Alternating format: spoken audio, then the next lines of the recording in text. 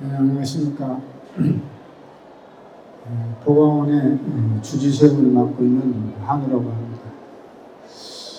오늘 불교 박람회에 법문을 참다운 행복이라 이렇게 무엇인가 이렇게 이름을 정했는데, 행복이라는 단어는 우리가 늘 말로 쉽게 하고 있지만 굉장히 어려운 문제고, 또 우리가 또 이렇게 무거운 주제입니다. 축제 같은 이런 행사에 이런 또 제목을 붙이자니 좀 그런데, 또 우리가 사는 목적이 또 행복을 추구하는 것이 근본 목적이 아닌가 싶어서 제목을 그렇게 잡았습니다. 사람은 누구나 행복할 권리가 있죠. 또 행복해하고, 다 이거는 누구나 인정하는 이야기일 겁니다. 그렇죠? 여기 모이신 남자분들이나 또 여자분들이나 젊든 나이가 많이 먹든 얼굴이 예쁘든 안 예쁘든, 또 몸이 건강하든 또 몸이 불편한 분들, 종교가 있든 없든 기독교이든 불교이든 누구나 할 것 없이 행복할 권리가 있고 행복해지려고 노력을 하는 거죠. 요즘은 동물들도 행복해야 된다고 하잖아. 그죠? 남자들 좀 불쌍하긴 한데, 요즘 동물들이 대우를 많이 받고, 우리 거생들이 대우를 좀 많이 못 받은 그런 세대가 되는 것 같아요. 저도 절에 조그만 개가 한 마리 있는데, 제가 아플 때는 누가 감기약 하나 안 사줍니다. 얼마 전에 개가 아팠는데, 온 동네 사람들이 난리가 났어요. 개가 아프다고. 자기들이 데리고 가서 병원에 가서 치료하고, 병원비가 230만 원 들어갔다고 하더라고요. 나는 돈도 안 내네. 동네 사람들이 다 걷어서 자기들이 돈도 내요. 주의심은 아파도 감기약은 안 사주는데, 우리 개 아프니까 난리다. 온갖 간식을 갖다 먹여가지고 너무 많이 먹여서 콜레스테롤 수치가 높답니다, 우리 개가.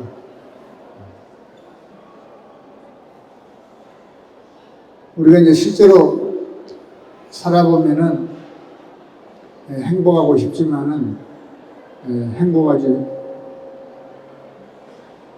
못하고, 또 그 권리를 또 제대로 행사하지 못하고 그러게 있죠. 왜 그러냐면, 그런 여러분들이 다 물어보면, 답을 들어보면 아는데, 얼마 전에도 제가 이제 서울에 법회가 있어서 갔는데, 오랫동안 알았던 신도님 한 분이 오셨어요, 부부간에. 고등학교 3학년 아들이 있는데, 수능 시험이 얼마 안 남았는데, 갑자기 수능을 포기하겠다는 거예요. 수능을 포기하고 학원을 다녀서 자기가 웹툰 작가를 하고 싶은데 그게 빠를 것 같다고 공부를 안 한다는, 그래서 괴롭다는 겁니다. 아들 때문에 못 살겠다는 거예요. 또 어떤 사람들은 남편이 술을 좀 많이 먹어서 힘들고, 또 어떤 사람은 또 부인 때문에 또 힘들어하는 사람도 있고, 요즘 밥도 잘 안 해주는가, 80살에 다방에 앉아가 자기들은 맛있는 거 먹고 늦게 와서 밥 안 주나 그러면, 아이 또 밥도 못 먹고 다니나 또 이러고, 그래서 또 남자들이 힘이 들다고 그래. 서로 어떤 사람들은 직장에 다니는데 직장 사장님이나 동료분들한테 부딪히고 이래서 이렇게 다 괴롭다는 거예요. 이게 자기로 인해서 괴로운 게 아니라 남으로 인해서 괴롭다는 겁니다. 그럼 행복하려면 어떻게 되느냐?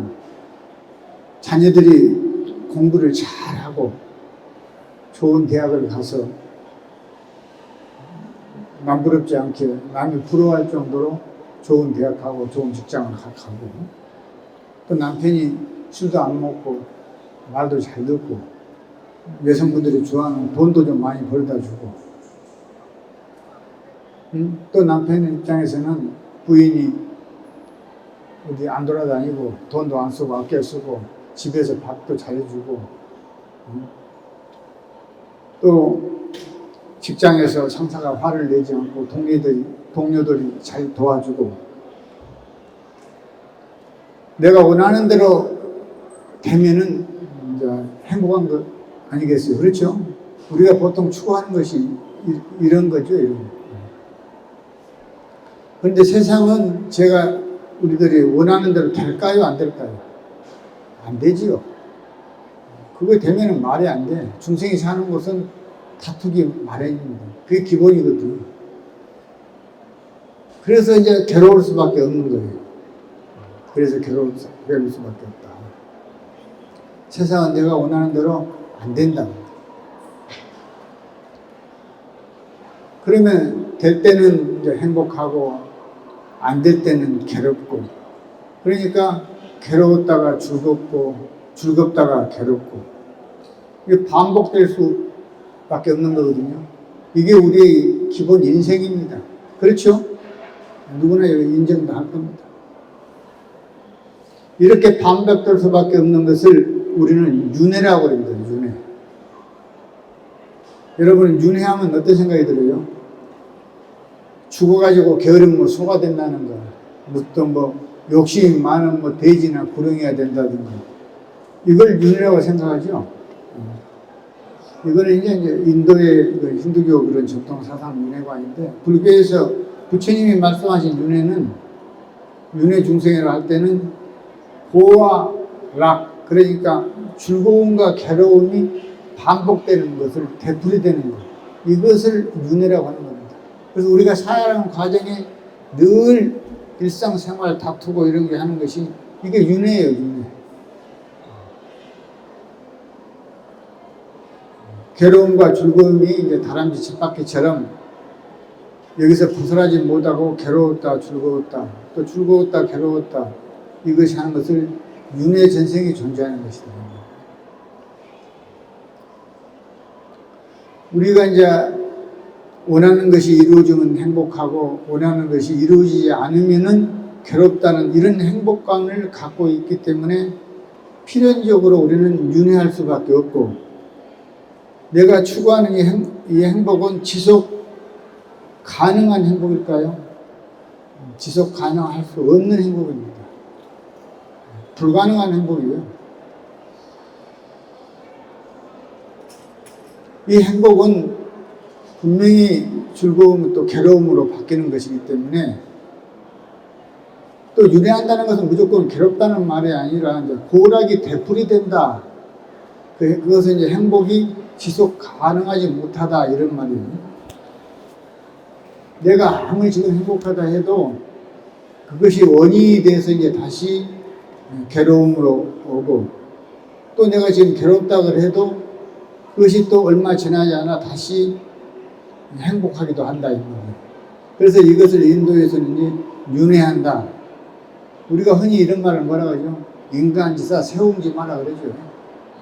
문자 좀 쓰는 사람들은 그렇게 말해. 좀 힘들고 괴로우면 인간지사 세웅지마 아니냐 그러지. 그래서 이것을 우리는 불교에서는 윤회한다 그럽니다. 조금만 간조해 보면은 좋다고 반드시, 그러니까 좋은 것도 아니고 나쁘다고 반드시 나쁜 것도 아니다, 이 말이에요. 좋은 것이 나쁜 것의 원인이 되기도 하고, 또 나쁜 것이 또 좋은 것의 원인이 되기도 한다.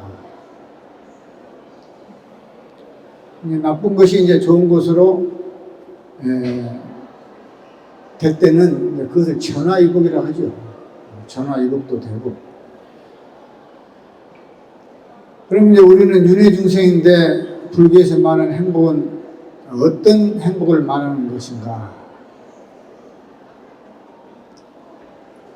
우리가 지금 아까 말하는 그런 행복은 우리가 원하는 것을 얻는 것을 위해서 우리는 추구하는 건 아니죠. 불교에서는 그거 똑같은 마을에서 살면서 얼마든지 얻을 수 있는데, 머리 갖고 이렇게 법복을 입고 고행을 하면서 수행하는 것은 또 다른 뭐가 있을까란 말이에요. 이러한 행복은 다 중생이 다 갖는 행복인데, 그럼 우리는 추구하는 이상이라는 것은 지속 가능한 행복을 얘기하는 거예요. 지속 가능한 행복이, 그 행복이 뭘로 바뀌지 않는다. 괴로움으로 바뀌지 않는다. 괴로움으로 바뀌지 않는 행복, 지속 가능하다, 이런 이야기입니다. 그래서 그렇게 되면 이제 윤회에서 벗어났다, 그렇게 말할 수 있어요. 그러면 우리는 이제 이렇게 이제 생각할 수 있는데, 고와 락이 있는데 딱 잘라가지고 고는 버려버리고, 그러면 락 즐거움만 가지고 있으면 되지 않느냐. 그런데 이런 생각이 내 생각에서 나온 것이 뭐냐면 천당, 극락 이런 생각을 하게 되는 겁니다. 그런 사상이 나오게 되는 거예요. 그런데 고와 락은 분리가 될 수 없어요. 중생계에서 즐거움을 쫓으면 즐거움 쫓는 과정에 또 괴로움이라는 게 있고, 또 괴로움이 있으면 또 괴로움이 소멸되면 또 즐거움이 있고, 늘 반복되기 때문에. 그래서 고락의 뿌리는 내가 원한다고 하는 욕구, 욕망에서부터 이제 뿌리를 두고 있기 때문에, 욕구, 욕망에 따라서 원하는 대로 되면 즐거움이고 원하는 대로 되지 않으면은 괴로움이다. 그래서 지속 가능한 행복, 이제 이것을 열반이라고 그러는데, 열반이라는 해석은 기분이 좋다 뭐 이런 뜻이 아니에요. 열반은 괴로움이 없는 것입니다. 즐거운 것이 아니고 괴로움이 없는 것. 열반이 무슨 뜻이라고요? 괴로움이 없는 것. 괴로움이 없는 것을 이제 니르바나라고 그러는데, 이 니르바나에 이르야 참다운 행복이 이루어지는 것입니다. 괴로움이 이제 소멸되었다 그래서 멸 또는 그런데 이거를 정멸이라고 해요. 정멸. 그러면 이런 경지로 가려면 어떻게 해야 되느냐? 괴로움과 즐거움, 고락의 뿌리를, 그러니까 욕구거든. 욕구는 바라는 거잖아요. 우리가 바라는 것. 이기 때문에 욕구로부터 자유로워지면 고가 사라지는데, 고만 사라지냐? 즐거움, 낙도 사라져 버립니다. 그래서 우리는 즐거움을 쫓는데, 뭐 고도 사라지고 낙도, 즐거움도 사라져 버리니까 별로 좋아하질 않아. 그래서 도 안 닦는가 몰라. 재미가 없죠? 우리가 100년도 못 살아. 앞으로 태어날 때 100년도 못 살면 지금 뭐 얼마 안 남았죠? 저도 얼마 안 남았는데. 근데 우리는 1000년 살 걱정을 하고 살아, 지금도. 100년도 못 살면서 1000년짜리 한 걱정은 1000년 걱정보다 더 많을랑가도 몰라. 몇 천 년 살려고 하는 그런 걱정을 하고 살아요. 그러니까 이 즐거움이라는 것을 쫓아. 그래서 놓아버릴 수가 없어요. 재미가 없거든. 고도 없고 즐거움도 없고. 그러니까 고락의 윤으로부터 벗어났다 이것을 해탈이라고 그러는데, 고가 사라진다 이것을 열반이라고 그러고, 이것이 불교에서 우리 인생을 추구하는 이상적 행복 아니에요. 불교에서. 사회에서는 다르죠.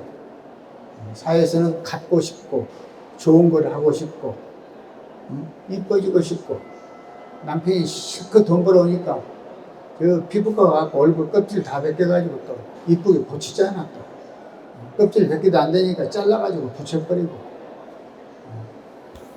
실컷 먹고 살 뺀다고 소화제 먹고, 부지런히 일을 하면 살 빠질 건데 뛰고 단박질하고 살 뺀다고. 이해가 안 되는 부분이 많죠. 중생들인가 그렇게 할 수 있어요.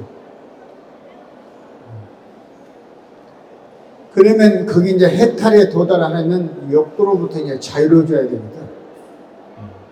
그러나 우리는 욕구로부터 자유롭지가 못하단 말이에요. 오늘 또 뭘 되게 해달라고 구하고 있거든. 오늘이 초3일인데 초하루, 초이틀, 초3일은 절에 다 기도하러 갑니다. 오늘 또 가서 늘 구하. 우리 아들을 좋은 건강하고 뭐 진급해달라고 해주세요. 우리 뭐 해달라고 했어요. 뭐 장사 잘 되고 뭔가 끝다고 해. 부처님도 골치 아플 거 이거 다 들어주려고. 근데 불교의 근본으로 들어가면 수행을 통해서 혜택을 얻는 것이지, 구하는 것은 그건 제일 기본적인 방편에서 나오는 것이지. 우리가 거기에 목표가 아니거든. 그래서 우리는 이 욕구를 따라가는 이것을 쾌락주의라고 해요. 쾌락주의라고 해요. 쾌락은 맨날 뭐 좋아야 된다 이런 뜻이 아니고 욕구 충족을 위해서 늘 따라가는 것을 쾌락주의라고 해요. 욕구라는 것은 하나를 가지면 둘을 갖고 싶고, 둘을 가지면 또 셋을 갖고 싶고, 아파트 한 채만 살 것 같아 그러는데 아파트 사니까 또 큰 놈 갖고 싶고, 또 큰 놈 가지니까 또 뭐 교통 좋은 데 가서 살고 싶고, 그래서 온 동네 집 한 채 사면 평생 살면 될 건데 요리 이사 갔다 저리 이사 갔다 하니까 맨날 집값 오르고 집값 팔고.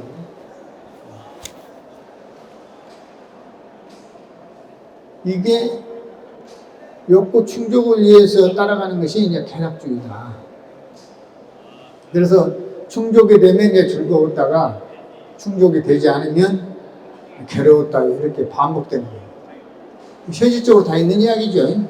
제가 뭐 지어낸 이야기가 아니고.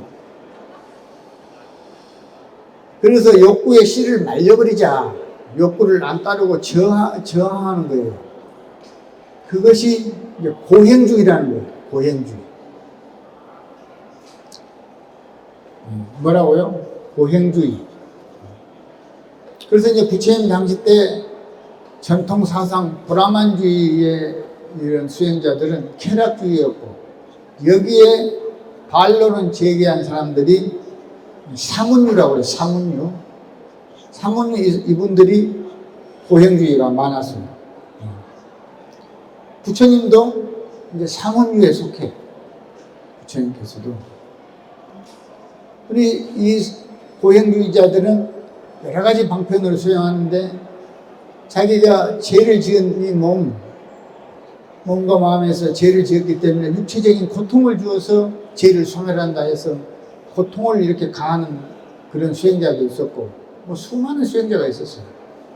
그리고 부처님도 6년간을 보드가야우의 정각산 그 산에서 6년간 동굴에서 그 수행을 하셨잖아요. 그래서 내년에 고행상을 보면 때만 남죠. 가져가고.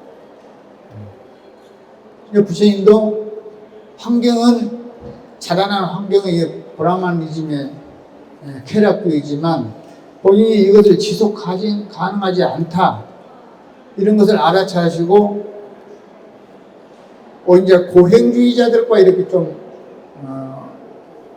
동조가 됐다든가 그런 수행자들의 좀 이렇게 동요가 되는 것 같아요. 그래서 주류사회에서 성장해서 이제 주류사회에 가지 않고 비주류 쪽으로 이제 참가한 거죠. 쉽게 말하면 부처님께서는 고행주의자들.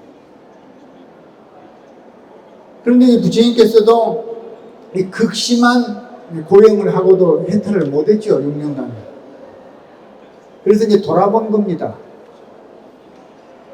내가 왜 이렇게까지 속된 말로 죽기 살기로 수행을 했는데 해탈을 얻지 못했을까. 그래서 이제 정경각산에서 내려오셔가지고 니른사랑 강가에서 우유 한 그릇을 유미죽을 얻어먹고 목욕을 하고 보드가에서 이제 3-7일 정진을 하셔서 부처님이 깨달음을 얻으셨는데, 그래서 자기 자신을 돌아봤더니 출가 전에는 욕구를 따라가는 쾌락주의를 걸었고 출가 후에는 욕구를 억압하고 억제하는 고행의 길을 걸었단 말이에요. 쾌락만 욕구의 노예가 아니라 고행도 욕구의 노예라. 왜 그러냐면 욕구에 대한 반작용이기 때문에 둘 다 욕구에 대한 대응이잖아.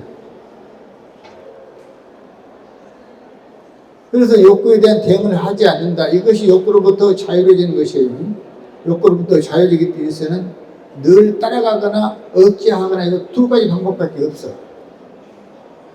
그래서 부처님이 거기에 요새 말로 제 새로운 길 개척했다 이 말이에요. 고속도로도 뭐 노타가 잘못되면 뭐 다른 길로 논다고 하잖아. 양평에 이쪽으로 가다 지금 이쪽으로 논다고 하듯이 부처님도 새로운 길을 놓았어. 그걸 발견했단 말이에요. 그것이 뭐냐면 알아차림이라는 거예요. 알아차림. 이제 수행을 조금 설명하면 선정에 드는 것을 사마타라고 그래요. 사마타 수행법, 선정. 그래서 거기서 그 선정에서 나오면 다시 망상이 생기잖아요. 그래서 그걸 조금 더 분석하고 살피는 것이 위파나사나. 선정에 들어서 거기서 조금 발전된 게 위파나사나입니다. 이것이 중국에 와서는 선정을 지라고 그랬어요. 천태지자선사께서 지. 그리고 위파사나를 와서 중국에 와서는 관이라고 그래요. 이것을 지관 수행이라고 해요. 들어보셨죠? 그런 게 이렇게 구전으로 말로 행동으로 전해드는 것이 학문으로 체계가 잡힌 것이 천태지자선사가 했던 게 이런 수행법을 책으로 만들었는데 거기에 보면 이런 게 나와요. 거기서 조금 더 발전한 게 이제 분석한 게 가나선이라든가 뭐 우리가 뭐 연불선 이런 선이 발달되는 겁니다. 다 근본으로 가면 똑같아요. 수행법이.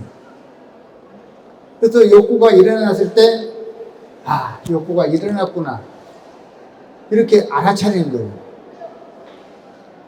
근데 욕구를 따라가면은 분명히 결과가 나오는데 그게 과보가 나타나. 그러잖아요. 또 욕구를 억제하면은 화가 쌓여. 요즘 말로 스트레스가 간다 이 말이에요. 근데 화를 난다고 화를 내버리면은 가보가 생긴단 말이에요. 그래서 주변 사람들이 나를 싫어하고 떠나고 이게 화 다음에 일어나는 것이 가보다 이 말이에요. 또 화를 내지 않으면 내가 스트레스 받는 것이에요. 그래서 이래도 문제고 저래도 문제잖아요. 그래서 여러분들은 성교를 했다가 남의 임용을 받게 되니까 참으려고 하니 스트레스 받고 참 어렵죠. 그래서 그 터지고 나면 또 후회해요, 안 해요? 후회하고. 그 부작용이 너무 크니까 다시는 안 해야지 하면서도 또 터지고 또 후회하고 이것이 되풀이되고 있다는 거예요. 그래서 알아차리면 욕구가 일어났구나. 알아차리니 욕구에 끌려가지 않고 알아차리니까 억제할 필요도 없다. 그러니까 옛날에 차무린자 3번만 사보면 살인도 면한다 이런 말이 있어요. 그랬듯이 무슨 이 상대방이 나한테 비난하거나 뭘 하게 되면 대받아서 바로 화를 내면 싸움이 되거든. 그러면 조금만 1초만 멈춰서 왜 저 사람이 나한테 그러는가를 좀 생각해보고 무슨 문제가 있었나 이렇게 서로 간에 반조를 해보면 그 사람 이야기가 끝나고 나면 금방 몇 초만 지나면 사르르 다 끝나는 수도 있어. 근데 이걸 대받아치면 바로 이제 사달이 나죠. 요즘 말로. 대부분 말로 사달이 나. 싸우거나 그러면. 그런데 현실에서는 이 두 가지 길밖에 없단 말이에요. 욕구를 억제하거나 따라가거나. 예를 들어서 정진하다가 다리가 아프면 다리를 펴든지 참든지 두 가지 뿐인데 알아차리는 것은 통증이 오는구나. 통증을 알아차리는 거예요. 통증이 있구나 하고 그냥 느끼는 거거든. 그러니까 다리를 싫어서 펴지도 않고 억제하지도 않고 예를 들어서 이렇게 알아차림이라는 게 이런 거예요. 현실에서는 잘 안 된단 말이에요. 연습이 필요한 겁니다. 연습. 그래서 부처님이 발견하신 제 새로운 길은 알아차림이다.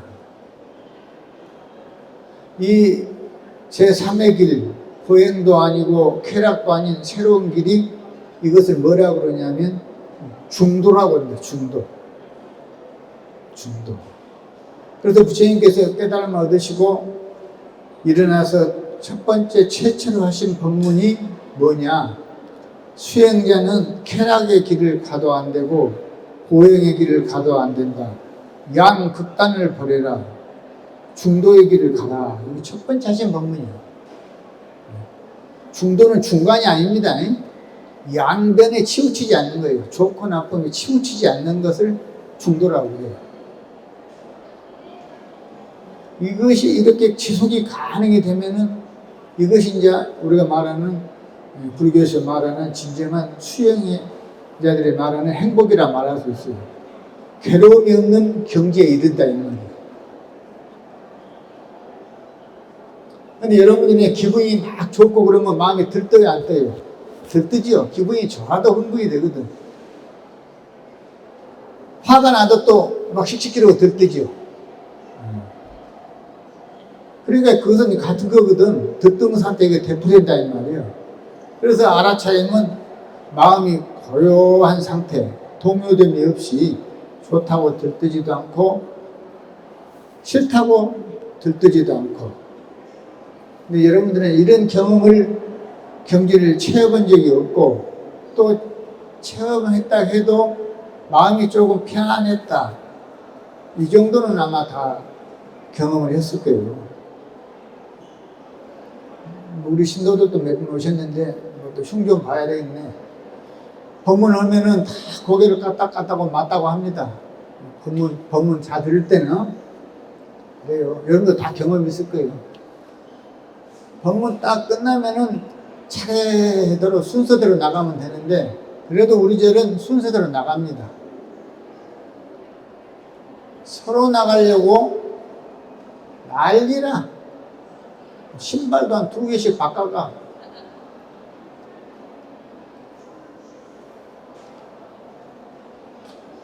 조계사에 법문을 한 2차례 제가 한 적이 있는데 법회를 끝나고 나서 12시 반쯤 됐는데 공양 시간이 됐는데 신도님들이 공양을 하러 안 가. 이야, 참 조계사 신도들은 이렇게 신심이 있구나. 그랬더니 스님이 그래. 안 그래요. 그래서 공양하고 오면 자리를 뺏길까봐 안 간다는 거예요. 자리를 뺏길까 그 자리 좋은 자리 차지하려고. 법당에 한 300명 들어가거든. 그러면 이제 공양으로 가면 가방 들고 와야 될 거 아니에요. 나도 누가 또 가져갈지 모르니까. 그러니까 가방 놔두고 가면 뭐 잊어버릴까 걱정이다. 이거 괴로움이에요. 자리 뺏길까봐 걱정이고. 그러니까 그 자리를 굶고 해. 그래서 조계자 신도들은 다 날씬한갑다 이 생각이 들어요. 이래요. 신도들이. 법문 금방 듣고도 이래. 좋은 자리라서 하세요. 자기는 그리고 밖에 서서 하면 어쩌나. 티베트 안 가봐요? 맨 땅에서 우체투이 당하지.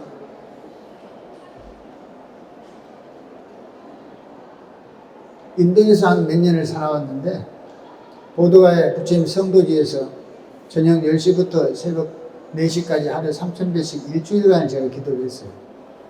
그 티베트 스님네들하고 같이 했는데 그 스님네들 한 달, 2달 안 씻고 씻을 물도 없고 매일같이 절하고 땅바닥에 절하는데 우리는 그래도 방석이라도 깔고 했다. 이불 하나 쪼까는 걸 하나 가지고 와서. 근데 그 사람들 맨 땅에 하거든. 그래도 뭐가 좋은지 늘 좋대.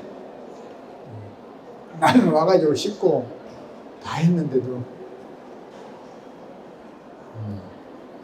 그래서 그런 기분 좋은 것이 체험을 통해서 지속되고 계속되면 좋은데 그러지 못한다는 거예요.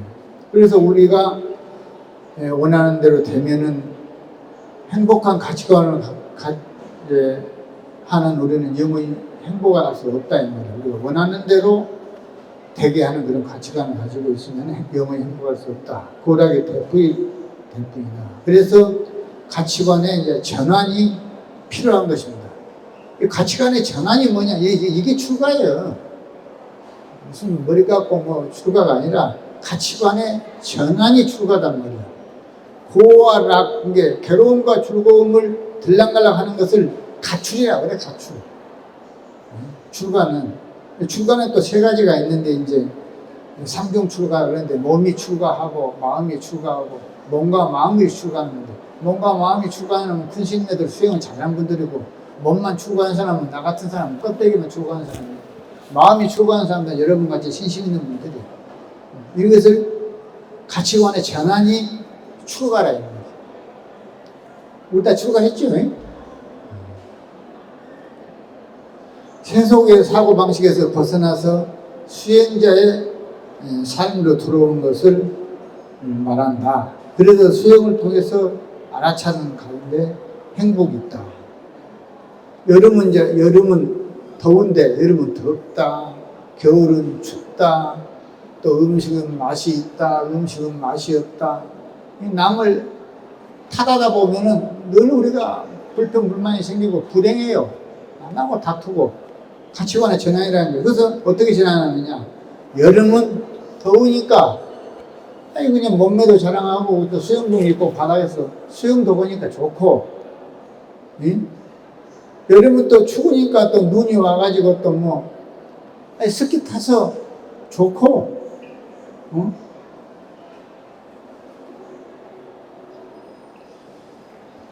내 욕구를 중심으로 하지 않고 주어진 조건에 이제 긍정적으로 순응하면서 이렇게 관점을 바꾸는 것이 알아차는 겁니다. 아시겠어요?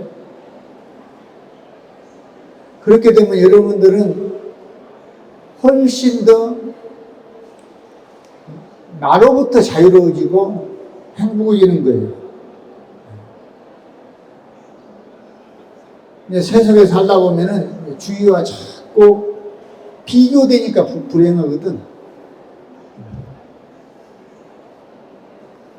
내 아는 치과 의사 한 분이 계시는데 엄청 대구에서 유명한 분이에요. 근데 그분이 평생 차가 없이 살아. 차도 없이 살고 돈을 벌면은 자기 형님이 원래 베트남전에 참전을 하셨다고 그래요. 그래서 연세대학교 다닐 때 형님이 베트남에 가서 양민을 학살하는 그런 이야기를 많이 들었대요. 그래서 그게 가슴에 꼭 맺혀 있어서 돈을 벌면은 베트남에 가서 가난한 사람들한테 이빨 치료를 해주고 하는 일을 많이 했어요. 근데 이분이 하루는 그래. 스님, 애기 엄마가 동창 모임에 갔다 와서 불평불만을 엄청 많이 해요. 그래. 뭐라고 합니까? 하는데 우리는 차도 하나도 없고 동창 모임에 갔더니 친구들은 민크 코트를 입고 오고 무슨 유명한 샤넬 가방에다 누비똥 백을 들고 왔는데 지는 이상한 거 들고 와서 부끄러워서 혼났다고. 나도 그런 거 좀 하면 안 되나 이러더라고. 그래. 그래서 내가 그랬지. 송원장 엄청 잘못했네요. 요즘은 좀 그런 걸 해줘야 되는 것 같더라고. 그랬더니 그래요? 차라는데 사줘야 되나 이제 이렇게 했어요. 그래서 이제 그러고 나서 한 얼마 있다 그래 나한테 와서 스님 안 사줘도 되겠어요. 그래. 왜? 이제 싫다고 하네요. 그래서 왜 그랬더니 지산동 노건맨션 살았거든. 우리 절 근처에. 노건맨션에서 능인학교 들어간 입구에 옛날에 포장마차 조그만해서 떡볶이 장사, 떡볶이 이런 거 파는, 오뎅하고 파는 그 가게가 조그만해 노점이 하나 있었어. 거기 가서 우리 집사람이 떡볶이 파는 사람하고 이야기를 며칠 하고 오더니 안 사줘도 된다겠다 그래. 왜 그랬대 그래. 여기는 남편이 술만 먹고 돈을 못 벌어서 부인이 그래 떡볶이 오뎅 장사를 하는데 그렇게 부인이 돈 벌어서 식구들을 먹여 살려도 어제 저녁에는 얻어 터져가지고 눈탱이가 한동이 새카매가지고 밤탱이가 돼가지고 왔다고. 그래서 우리 신랑은 그래도 돈을 잘 벌고 두드려 패지는 않으니까 당신 나는 그걸로 만족할래요 그러면서 안 사줘도 된다고 그러더래. 그래서 내가 그래도 아들내미 지금 이제 대학도 가고 하면 고등학교 3학년 되면 애들 또 실어 날리고 이렇게 해야 되니까 차도 한 대 사주고 또 기분 좋게 가서 좋은 가방이라도 하나 사주세요 그랬더니 사줬다고 그래. 그대로는 어쨌는 모르겠는데 그렇습니다. 사람이라는 것이 세간이 일어나는 것은 그렇게 격리가 필요해요. 피규어가 되니까 불행하거든. 그래서 이제 출가를 하면 조금 조건이 좋아져요. 스님네들 수행할 수 있는 조건이 밖에하고 격리가 되니까. 그래서 우리 제가자들은 템플스테이라든가 수련회를 통해서 아주 조금 맛을 보고 좋으면은 좋아. 근데 아는 변호사 한 분이 절에도 관심이 없더만 나를 만나더니 절에 왔다 갔다 하고 또 우리 절에 와서 98년도인가 한 3개월 뭐 아침마다 기도를 하고 그러더니 어느 날은 머리를 빡빡 깎았어. 변호사가. 스님 변호사 1년간 휴업을 했습니다. 뭐 들라고 했더니 월정사 가가지고 단기 출가했대. 그래서 6개월 하고 와서는 내 인생에 최고 행복했다고 또 갈란다고 그래. 이제 그만 가도 되니까 그 정도면 사람이 됐다고. 그래서 제가 그런 적이 있는데 너무 좋더래요. 그래서 그런 것을 그래서 정년퇴직 같은 걸 한번 하고 머리는 안 깎아도 월정사 같은 데 단기 출가 같은 거 해가지고 산속에서 그런 수행을 한번 해서 나를 한번 되돌아보고 살 날이 정년퇴직 때에서 얼마 남은 것이 아니라 좀 90살, 100살까지 살아야 되거든. 그러니까 4, 50년 남았잖아요. 그러니까 많이 남아서 앞으로도 내가 노동을 해서 식구들 벌어먹었던 시간보다 더 남았단 말이야. 그러니까 새로운 인생도 살아야 되니까 그런 가치관을 위해서 그런 단기 출가라든가 이런 게 한번 가보는 것도 괜찮아요. 거기서 또 행복을 또 찾을 수 있거든. 이런 무슨 행복 찾고 수행 찾고 이런 또 뭐 집안 식구 다 버려두고 또 단기 출가하라니까 또 너무 심각해졌는가? 나에게 이제 주어진 권리나 행복을 반드시 찾아야 돼요. 그래서 남한테 찾는 게 아니라 내가 스스로 나를 반조해서 찾는 것이지, 그것을 남한테 찾는 게 아니라는 거예요. 남편 핑계, 부인 핑계, 자식 핑계, 주변 핑계 내지 말고 스스로 나를 반조해서 나를 찾아야 되는 거예요. 거기에 이제 행복이 있거든. 부처님 말씀 중에 사람은 스스로 지어서 가보를 받는다. 착한 일하면 착한 가보를 받고 악한 일하면 악한 가보를 받는다. 비유하면 종자를 심는 것과 같으니 종자에 따라 그 가보를 얻듯이 괴로움의 종자를 심으면 저절로 괴로움의 종자를 얻으리라. 부처님 말씀에 이런 말씀이 있거든. 선종의 초조 달마대자께서 오송론에도 똑같은 말, 비슷한 말인데 선을 생각하면 선업이요 악을 생각하면 악업이니 한 생각에 천상이 생기고 지옥이 있게 된다. 한 생각도 일으키지 않으면 선업이나 악업도 모두 떨어져서 천상과 지옥이라는 분별도 자연히 없어진다. 천상이나 지옥의 본체는 있는 것도 아니고 없는 것도 아니다. 집착하는 범부에게는 천상과 지옥이 있고 집착하지 않는 성인에게는 그 모두가 없다. 내가 앞에 이야기한 내용 여기 다 있죠. 불만이 많은 사람은 어디 가도 괴롭습니다. 여기 가도 괴롭고 저기 가도 괴롭고 혼자 살아도 괴롭고 결혼해도 괴롭고 늙어도 괴롭고 젊어도 괴롭고.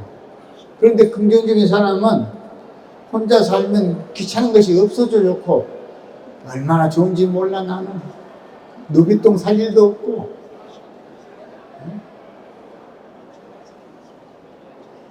같이 살면 심심하지 않아서 좋고 늙으면 할 일이 없어 좋고 늙어갖고 또 너무 막 저거든 설친다 그러니까 적당히 해야 돼. 젊어서 막 부지런하면 부지런하다고 그러거든. 늙은 사람이 조금 너무 좀 부지런하면 설친다고 그래. 젊어서는 할 일이 많아서 좋고 생각을 바꾸는 것이 이렇게 알아차림이고 행복의 시작이다. 신도들이 와서 같이 이제 묻고 화소연을 하거든. 원래 불교는 문답 수행이에요. 묻고 답하고. 부처님이 일방적으로 법문하지 않았어요. 어느 때 어디서 누구누구 몇몇 제자가 모여서 누가 무슨 질문을 하니까 부처님 이렇게 법문했다. 다 경일이 돼 있거든. 그러면 사유해야 돼. 생각을 하고. 묻고 생각을 하고 그리고 행동이 이어져야 돼. 이거 문사수 수행이라고 하는데 신도들이 와서 가끔 와서 이제 묻고 해. 이런 거, 이런 일, 저런 일 묻고, 뭐, 이사는 언제 가면 되느냐. 나는 비 안 오는 날 가거라. 뭐, 어쩌고저쩌고 묻고, 뭐. 다리 아파서 죽겠는데 어째서 그냥 약사 먹으면 된다. 나도 뭐, 저 앞에 그 풍경소리라고 사찰 건강식품 파는데 저기서 좀 어저께부터 얻어 먹었더니 좀 좋아진 것도 같고, 사 먹으라고 했다. 그래서 다리 아프면 약 사 먹으면 되지. 응? 내가 어떻게 해줄 거야? 부처님한테 빌면 낫나? 그것도 빌어서 될 일이 아닌데. 근데 내가 보기에는 아무것도 아니거든. 비단이불을 깔아놓고 수만 명이 누워서 잠을 자. 각자가 다 꿈을 꾸고 있어, 지금. 각자 난리라. 이 사람 이 꿈 꾸고 저 사람 꿈. 근데 꿈 깨는 방법은 한 가지요. 흔들어 깨우면 되잖아. 중생이 번뇌망상에 수백 개지라도 알아차림 하나면 되거든. 쉬어요, 안 쉬어요? 응? 아니, 어려운 거 없네. 쉬어요, 안 쉬어요? 쉽지요? 아, 쉽냐, 안 쉽냐 이래야 되는데, 쉬어요, 안 쉬어요? 그러니까 못 알아먹구나. 이게 평상심이 도다 그랬죠? 그것은 평상심을 늘 살펴 알아차리는 거예요. 수행이라는 것은. 옛날에 어떤 선비 하나가 과거를 보러 이제 한양 가서 한양 장터를 구경하다가 만물상에 들어가서 이루어질 보니까 뭐 하나 발견했어요. 거울을 하나 딱 발견했어요. 그래서 가격은 좀 비쌌지만 좁고서도 고생하는 이제 부인을 생각해서 우리 부인한테 이걸 갖다 주면 좋겠구나 해서 사가지고 왔어. 집에 도착하자마자 부인을 주려고 찾으니 부인이 없더래. 그래서 부인이 늘 화장도 하는 무슨 화장대 앞에 거울을 다 걸어놨어. 그리고 남편이 어디 가니까 부인이 이제 밭에서 일하다 와서 보니까 분명히 개나리 보따리는 있어 보니까 남편이 없거든. 근데 뭐 한양 가서 뭐 사왔는가 뭐 하나 벽에 걸어놔서 이렇게 보니까 웬 젊은 예쁜 여자가 하나 있거든. 아니 한양 가서 일 보러 간다 하더니 웬 여자를 하나 데리고 왔다고, 첩을 데리고 왔다고 그냥 난리나.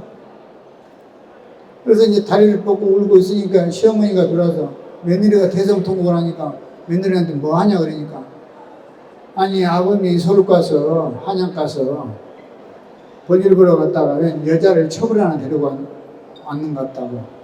어디가 있냐고 보라고 하니까 시어머니가 이를 보니까 웬 할머니 하나 있거든. 아니 이놈의 자식이 이왕에 첩을 데리고 오면 젊고 이쁜 여자를 데리고 오지 웬 할멈을 하나 데리고 왔다고 난리다. 그러니까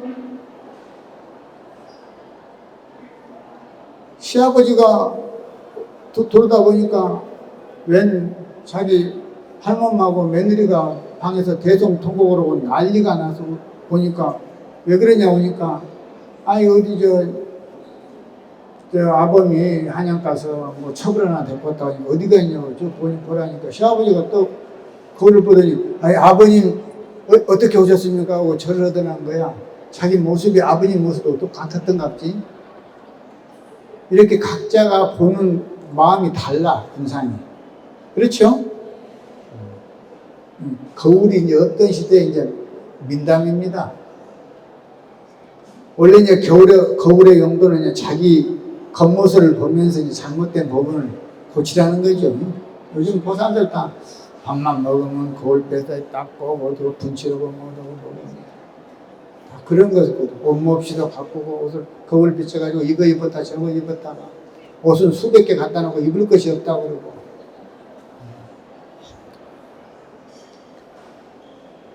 거울은 겉모습만 보는 게 아니라 내면을 비춰본다는 의미도 있습니다.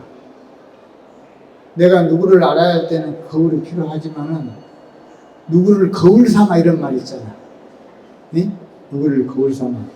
인생을 살면서 이제 자신을 안다는 것이 이제 중요하거든. 우리는 각자의 이치에서 각자의 잣대대로 판단하고 옳다고 고집하면서 살아가고 있단 말이에요. 그래서 우리는 남의 탓을 하지 말고 부처님의 수행을 거울 삼아 나 자신을 이렇게 반조해보는 수행을 통해서 행복을 찾아야 돼요. 그 방법 밖에는 없어요. 세상에서 우리가 바라는 욕망, 욕구, 아무리 돈을 많이 쌓아놔도 화는 요만한데 집은 산땡이만큼 커. 그 집을 가지고 갈 것 같아요? 못 가고 갑니다. 정주영 씨가 아파트를 수천 채를 지었을 거예요. 아니, 그죠? 자기가 잠자는 집은 자기 방 한 칸이라, 낙지처럼 한쪽 다리는 이쪽 건너 아파트 방에다 놓고 자는 것도 아니고, 다리 한쪽은 저쪽 건너편 아파트에 놓고 자는, 자기 잠자는 집 한 칸에 침대 한쪽밖에 차지 못해요. 그죠? 그와 마찬가지로 우리가 아무리 쌓아놨어도, 재산을 쌓아놨어도 그거 다 가져갈 수 없습니다. 오늘부터는 복권 열쇠 풀어서 형제간도 도와주고, 가난한 사람도 도와주고, 또 봉사도 하고, 남한테 베풀고 주는 그 행복이라는 게, 기쁨이라는 게 또 엄청납니다. 우리가 몰라서 그렇지. 그렇게 살면은 훨씬 욕심에 대해서 조금 무뎌지고 자유로워질 수가 있습니다. 제가 오늘 드린 법문이 여러분들한테 좀 도움이 됐나요? 제가 큰 스님도 아니고 유명한 그런 요즘 텔레비에 나오는 그런 스타 스님이 아니라서 감동을 받았는가는 모르겠지만, 제가 드린 법문이 조금이라도 여러분들의 삶에 이로움이 있었으면 좋겠습니다. 법문을 마치겠습니다. 성불하세요. 네, 감사합니다. 좋은 법문 진행해 주신 하나스님께 일어서서 녹화 소리에 맞춰 일배를 올리겠습니다.